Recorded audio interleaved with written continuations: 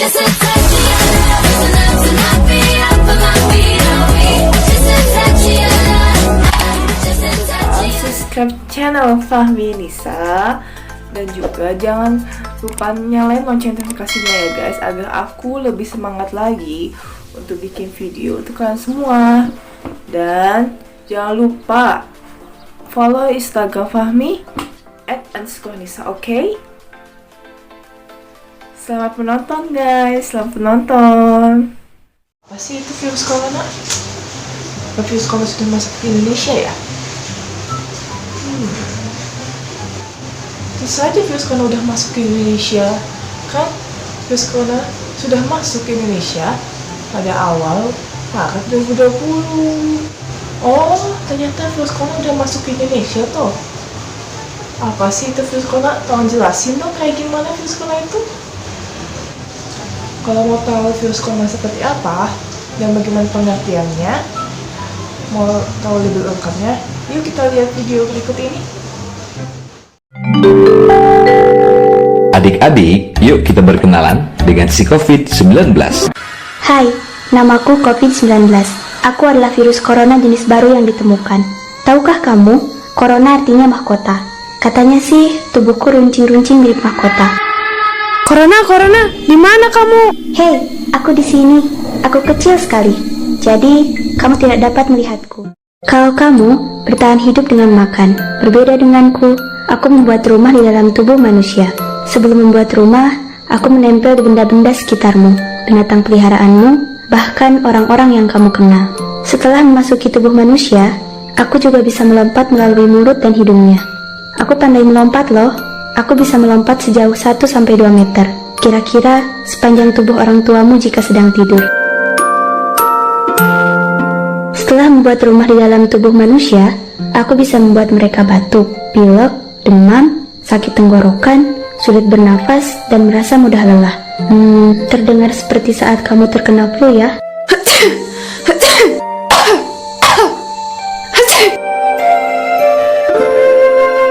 Hei, jangan takut. Anak-anak yang sehat biasanya tidak akan sakit terlalu parah.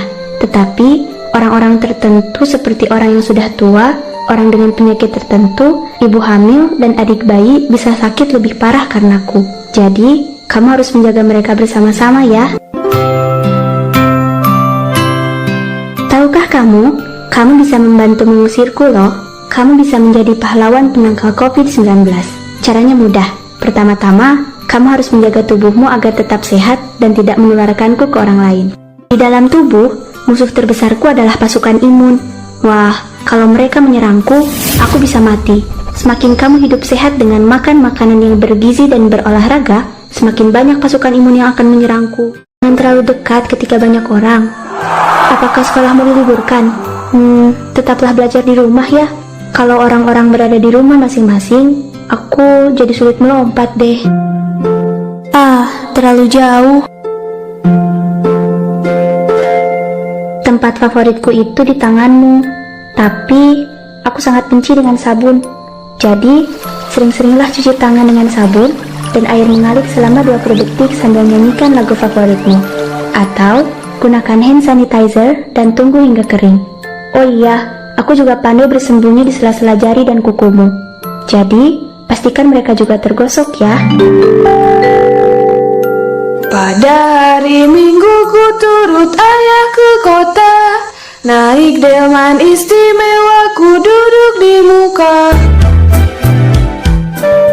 Jauhkan tanganmu dari wajah, agar aku tidak bisa masuk ke mulut, mata, dan hidungmu. Kalau kamu merasa tidak enak badan, segera ceritakan ke orang tuamu dan periksakan diri ke dokter jika diperlukan. Jangan lupa gunakan masker, agar aku jadi terperangkap dan tidak bisa melompat suka hatiku. Tidak, aku terperangkap. Saat bersin atau batuk, tutuplah hidung dan mulutmu dengan tisu. Setelah itu, jangan lupa buang tisu ke tempat sampah.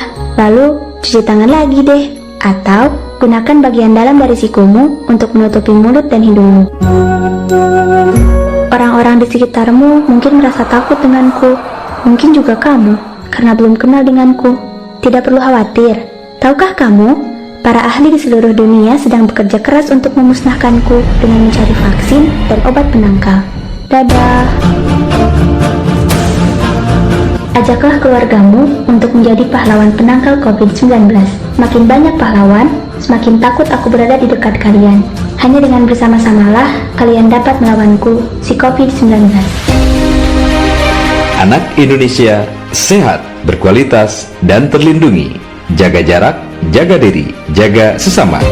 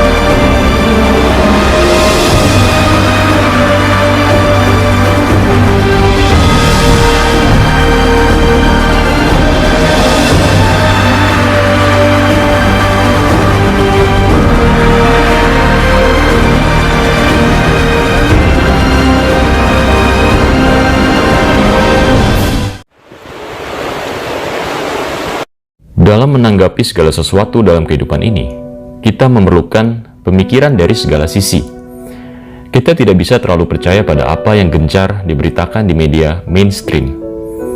Karena seperti yang sudah-sudah, kita pasti tahu dan menyadari bahwa media mainstream mudah sekali untuk digunakan sebagai alat pengiringan opini secara massal. Sebelum melanjutkan, jangan lupa tekan tombol like untuk dapat membantu pertumbuhan channel ini. Dan juga tekan tombol subscribe serta bel notifikasi untuk selalu mendapat update video-video terbaru dari saya. Untuk memperoleh manfaat penuh dari video ini, Anda sangat dianjurkan untuk menonton video ini sampai selesai. Dari video ini saya akan membantu Anda semua untuk melihat fakta-fakta yang berkaitan dengan merebaknya wabah pandemik virus COVID-19. Tujuan dari video ini bukan untuk menyebar ketakutan, tetapi untuk menyadarkan kita agar tidak mudah tergiring informasi yang keliru. Berikut ini adalah beberapa fakta menarik yang perlu kita ketahui tentang pandemi global virus COVID-19. Coronavirus adalah jenis virus yang biasa menginfeksi hewan mamalia dan burung. Human coronavirus atau coronavirus pada manusia pertama kali ditemukan pada akhir tahun 1960. Pada manusia, jenis coronavirus pada umumnya menyerang saluran pernafasan. Berikut ini adalah merupakan beberapa jenis human coronavirus. Coronavirus 229A, Coronavirus OC43, Coronavirus NL63. Ketiga jenis coronavirus ini yang menyebabkan tubuh kita meriang atau panas dingin, atau sakit tenggorokan yang sangat umum terjadi. Tidak ada yang spesial dari jenis coronavirus ini.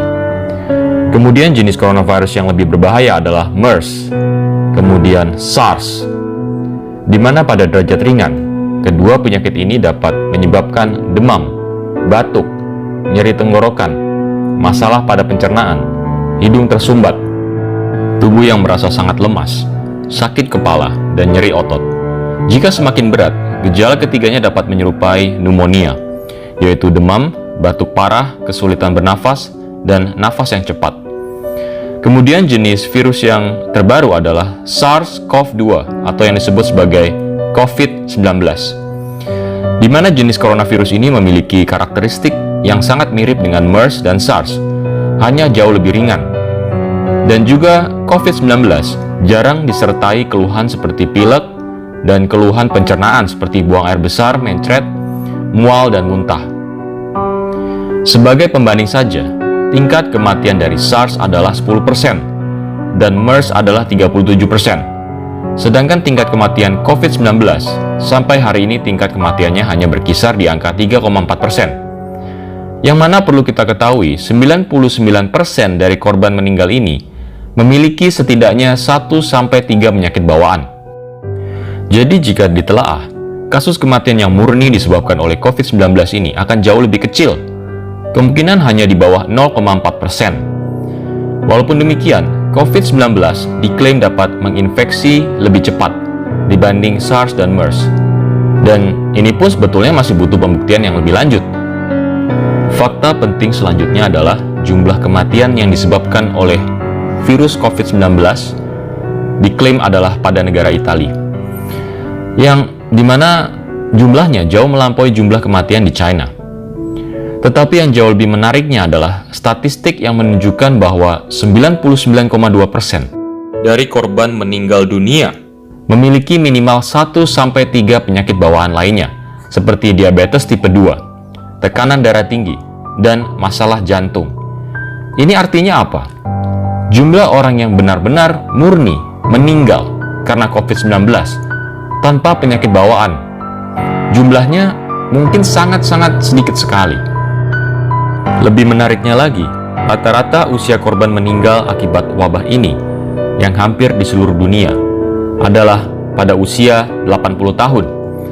Dan karena satu dan lain hal, mereka memiliki sistem imun tubuh yang lemah, di mana untuk mayoritas orang yang diklaim terpapar oleh virus ini bahkan tidak merasakan gejala apapun atau hanya sedikit batuk-batuk atau seperti gejala flu yang ringan. Bahkan gejalanya bagi mayoritas tidak separah influenza, yang orang dalam usia muda pun bisa menjadi sangat lemah tidak berdaya jika kena virus influenza ini. Menurut data WHO, jumlah orang yang meninggal karena influenza di seluruh dunia adalah berkisar antara 290.000 sampai 650.000 jiwa per tahun. Dan ini terjadi setiap tahun secara konstan. Serta adanya kemungkinan di mana angka aktualnya jauh lebih besar dari yang tercatat. Tetapi apakah kita lalu panik akan hal ini? Akan adanya virus influenza? Tentu tidak. Jika kita terkena flu, maka obat paling mujarab adalah beristirahat dan mengkonsumsi makanan yang sehat. Simple. Jadi jelas pernyataan WHO tentang COVID-19 ini sepertinya melebih-lebihkan dan bersifat menyebar teror ketakutan. Tetapi walaupun faktanya demikian, Sekjen WHO, Tedros Adhanom, menekankan setiap negara untuk menerapkan status tanggap darurat, termasuk penerapan lockdown ketat untuk setiap negara yang sudah terjangkit dalam tanda kutip COVID-19 ini. Tekanan keras ini juga terjadi pada negara kita. Saya pribadi sangat mengapresiasi pemerintahan Jokowi yang tidak menerapkan lockdown di negara ini. Dan jangan pernah sampai terjadi lockdown di negara ini. Karena efek lockdown terhadap perekonomian akan sangat fatal dan sudah barang pasti akan memakan korban yang jauh lebih banyak dari dampak virus ini. Fakta yang menarik untuk diketahui selanjutnya adalah dinyatakan oleh The New York Times tertanggal 9 Agustus 2019, CDC atau Centers of Disease Control resmi menutup biolab Fort Detrick di Maryland, Amerika, yang menangani penelitian virus-virus dan patogen berbahaya seperti SARS, Zika, antraks, Ebola, termasuk salah satunya adalah virus corona. Yang aneh adalah CDC menutup fasilitas biolab ini tanpa memberikan pernyataan sebab yang jelas. Ini jelas merupakan hal yang janggal. Selain itu, segala dokumen yang menyangkut penutupan biolab ini tidak dapat ditemukan. Kemudian pada bulan Oktober 2019, terdapat event Military World Games yang mana Amerika mengirim 200 personil militernya untuk berlomba. Event ini berakhir sekitar 2 minggu sebelum mulai merebaknya kasus coronavirus yang menyerang kota Wuhan, China. Apakah ini merupakan suatu kebetulan? Bahwa seperti yang kita ketahui, virus ini memiliki masa inkubasi sekitar 10-14 hari. Kemudian bertepatan dengan event ini, tepatnya pada tanggal 18 Oktober 2019 di kota New York, Amerika, berlangsung juga simulasi penanggulangan bencana wabah coronavirus yang disebut dengan Event 201. Event 201 ini mensimulasikan adanya bencana atau pandemi salah satu jenis coronavirus yang mendunia, memakan korban hingga 65 juta jiwa. Virus yang mewabah dinamakan 2019 nCoV, yang merupakan singkatan novel coronavirus. Tentu terdengar sangat mirip dengan penamaan virus yang saat ini sedang dibesar-besarkan, yaitu COVID-19. Tidak lama setelah itu juga, siaran Netflix, yang juga merupakan milik negara Amerika, merilis film dokumentari berjudul Pandemic pada tanggal 22 Januari 2020, di mana film dokumenter ini sudah mulai dibuat sejak tahun 2019. Film Pandemic ini menggambarkan situasi yang sangat mirip dengan yang terjadi pada saat ini, yaitu bencana virus yang menyebabkan keadaan lockdown, ras bahan-bahan pokok, dan lain sebagainya. Sungguh hal yang penuh kejanggalan. Fakta selanjutnya adalah sampai saat ini masih sangat sulit menentukan jenis tes yang akurat untuk menentukan apakah seseorang terkena virus COVID-19. Apalagi jenis tes antibodi yang dilakukan dengan sampel darah masih merupakan tes yang sangat rancu. Banyak sekali permasalahan di balik tes kit ini yang tidak diberitakan di media massa. Tingkat akurasi yang tidak jelas menjadi permasalahan dari tes kit yang ada di saat ini. Ada jenis tes yang cukup akurat, yaitu RT-PCR, yang membutuhkan biaya yang tinggi dan membutuhkan waktu, bahkan bisa sampai berhari-hari atau bahkan berminggu-minggu. Dan hal ini tergantung situasi logistik di saat itu untuk bisa mengetahui hasilnya. Prosedurnya pun harus dilakukan dengan sangat teliti untuk mencapai akurasi yang optimal. Jadi hasil yang tercatat dan dipublikasikan oleh media massa besar kemungkinannya untuk memiliki akurasi yang sangat rendah, dan sulit untuk bisa dipercaya kebenaran dari angka-angka tersebut. Hal ini juga cukup bagi kita untuk bisa mempertanyakan fakta yang meliputi seluruh status pandemi global dari virus COVID-19 ini. Apakah tujuan dari menyebarkan berita-berita tentang coronavirus setiap hari dan setiap saat? Tujuannya adalah menciptakan ketakutan. Karena ada istilah fear is the currency for control. Artinya ketakutan adalah mata uang untuk kontrol. Jadi dengan menciptakan ketakutan di tengah masyarakat, maka akan semakin mudah mengontrol masyarakat tersebut. Problem, reaksi, solusi. Tidak ada cara lebih baik untuk memanipulasi persepsi massa selain dengan mengaktifkan mekanisme manusia untuk bertahan hidup. Terbukti seperti yang terjadi di Amerika. Dengan menyebarkan ketakutan melalui virus corona ini, dengan mudah orang patuh untuk menjadi dalam tanda kutip tahanan rumah. Orang-orang ketakutan dan memborong kebutuhan pokok. Kita pun di negara ini juga pasti sudah merasakan efeknya. Kita sudah 1 minggu lebih ini selalu di rumah, dianjurkan oleh pemerintah untuk tidak keluar. Yang paling merasakan pertama kali adalah para pekerja harian yang mulai perlahan kehilangan mata pencariannya. Kemudian para wira swastawan yang kehilangan banyak peluang penjualan karena peristiwa ini. Mal-mal yang sepi. Banyak sekali orang yang dirugikan akan hal ini. Padahal negara kita belum benar-benar menerapkan lockdown dan hanya menerapkan pembatasan berupa social distancing dan work from home. Ini pun baru berlangsung beberapa minggu. Bisa diprediksi bagaimana kacaunya negara ini jika lockdown benar-benar diterapkan, apalagi untuk waktu yang tidak dapat ditentukan. Wabah pandemi global yang paling berbahaya adalah sifat ketamakan dan rasa tidak pernah cukup. Ini semua bersumber dari ego manusia. Tetap bersikap kritis dan jangan terlalu percaya pada apa yang diberitakan media massa. Prediksi saya hal ini masih akan berlangsung dalam waktu yang cukup lama dan membutuhkan waktu untuk pulih. Mudah-mudahan saya salah. Stay safe teman-teman semua. Semoga segala yang terjadi ini adalah untuk kebaikan kita semua di masa depan. Nah, kalian udah lihat kan semua video yang sudah aku tampilkan, yang intinya kesimpulan bagi aku adalah kalau virus corona itu memang berbahaya, tapi kalian jangan panik. Kalian harus, satu kuncinya berdoa. Kalau bisa, kalau kalian nggak kemana-mana, nggak ada keperluan apapun ya, di rumah aja kalau bisa. Kalau misalnya genting-genting banget kalian pengen keluar, ya setidaknya pakai masker ya guys ya, pakai masker. Dan ada informasi juga kalau misalnya virus corona sekarang tuh udah ratusan jiwa lebih loh guys, dan ada ya sedikit lah ya untuk yang sembuh, dan beberapa juga ada yang terakhir tuh kira-kira ada 27 orang yang meninggal. Setahu aku sih kayak gitu ya, kalau salah mohon dikoreksi ya. Informasi aja ya guys, banyak sekali informasi bahwa kalau misalnya pihak Tiongkok bilang kalau virus corona ini adalah buatan Amerika dan juga Israel. Itu juga dibahas di video yang aku tampilkan ya guys. Dan pihak Amerika pun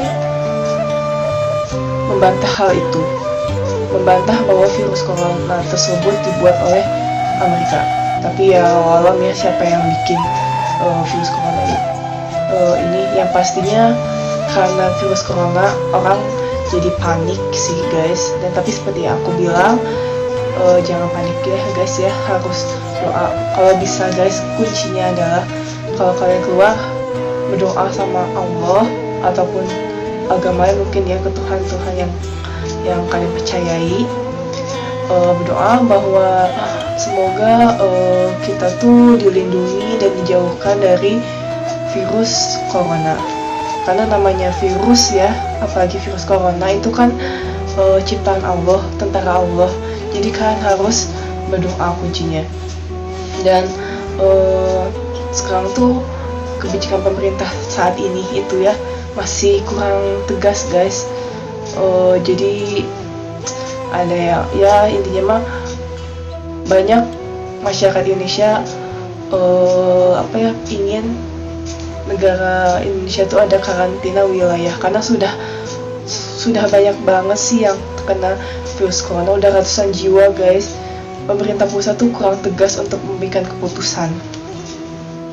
Yang hanya tegas tuh hanya pemerintah daerah, terutama kalian pasti tahu lah, pemerintah Tegal itu menutup daerahnya untuk di lockdown daerahnya. Dan banyaklah kayak Jogja, Bantul juga di desa-desa mereka juga di lockdown juga gitu. Karena ya itu virus ini sangat mengkhawatirkan lah.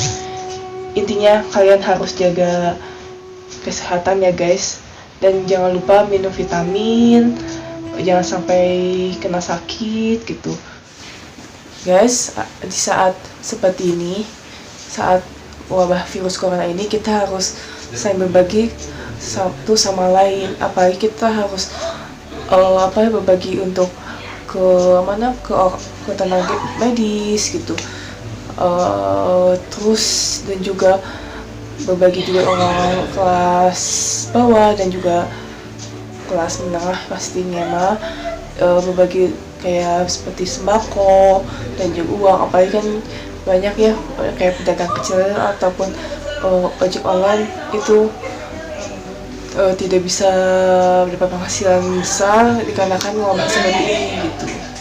Nah, kalian harus ingat juga ya guys, jangan pakai baju APD.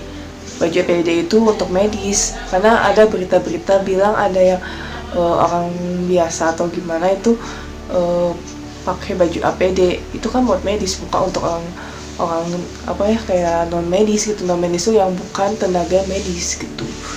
Jadi kalaupun kalian mau keluar, mohon jangan pakai baju APD. harus pakai masker. Itu udah termasuk aman, dan kalau bisa berdoa sebelum kalian keluar rumah. Ada warga yang jatuh dari motor itu di jalan Jakarta, kota Bandung guys. Orang tuh gak ada yang nggak menolong karena takutnya terjangkit virus corona. Karena itulah banyak orang gak mau nolong dia gitu, dan akhirnya diamankan oleh petugas. Itu aku dapat informasinya di YouTube CNN Indonesia.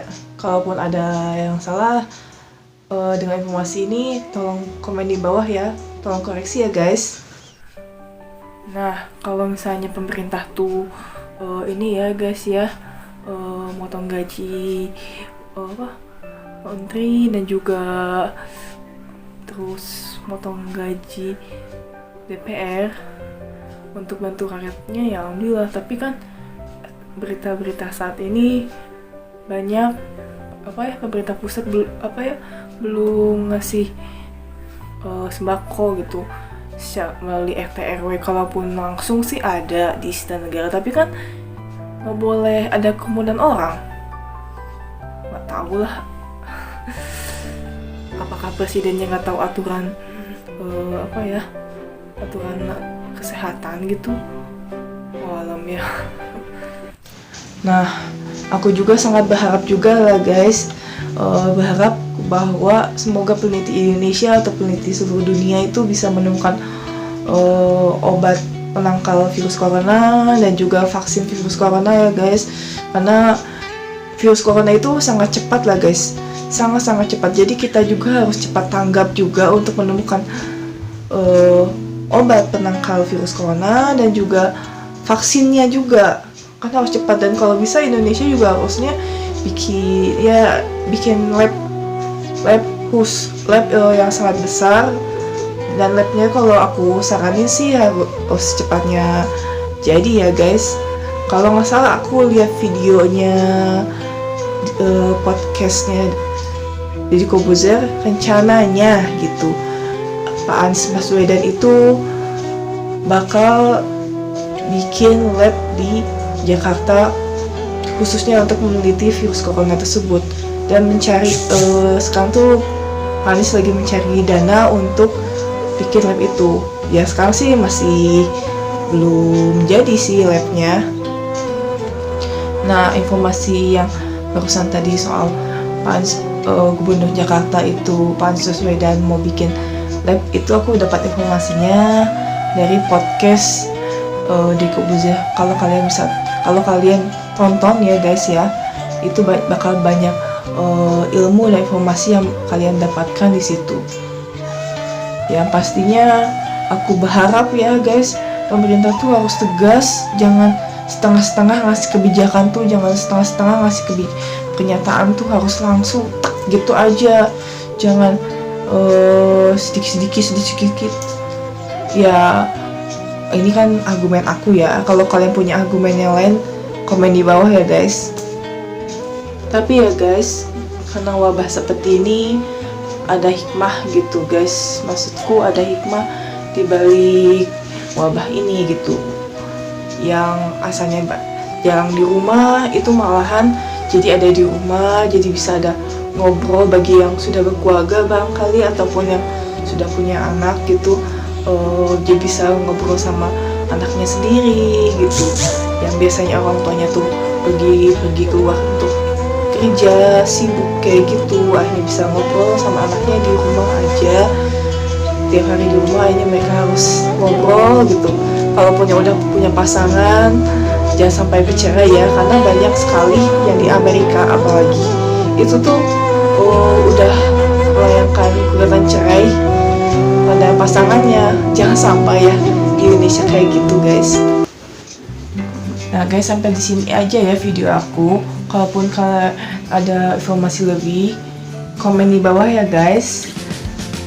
Dan stay healthy, maksud aku jaga kesehatan, jaga diri, dan jangan lupa minum vitamin, serta jangan lupa subscribe channel aku Fahmi bisa, dan juga nyalain lonceng notifikasinya, jangan lupa like and comment, dan follow Instagram Fahmi @_Nisa. Wajib di subscribe, wajib di follow Instagram aku, wajib juga di nyalain lonceng notifikasinya. Jangan lupa juga di like dan juga di komen.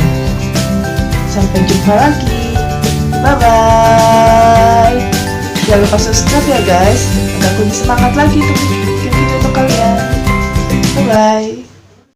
Virus corona, semoga aja virus corona ini berakhir dan pulih ya, agar aku bisa keluar untuk jalan-jalan kayaknya. Boleh tuh kayaknya. Semoga aja pulih dari virus corona.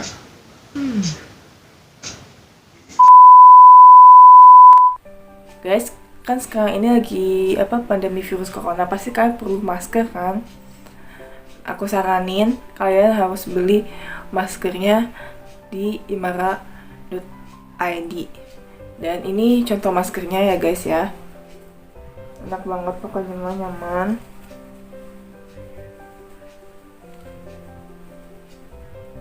Banget. Enak banget pokoknya. Dan kalau kalian pengen tahu varian warnanya, ini ada gambarnya di sini ya guys. Dan ini maskernya laku banget loh, pokoknya best seller lah gitu. Kalian harus cepet-cepet pesen, soalnya kalau nggak cepet pesen keburu habis. Kalaupun kalian mau pesen itu harus PO ya guys ya. Kalian harus pesan di imara.id. Dan yang itu yang jual adalah adikku sendiri, jadi mohon dibantu beli maskernya ya guys.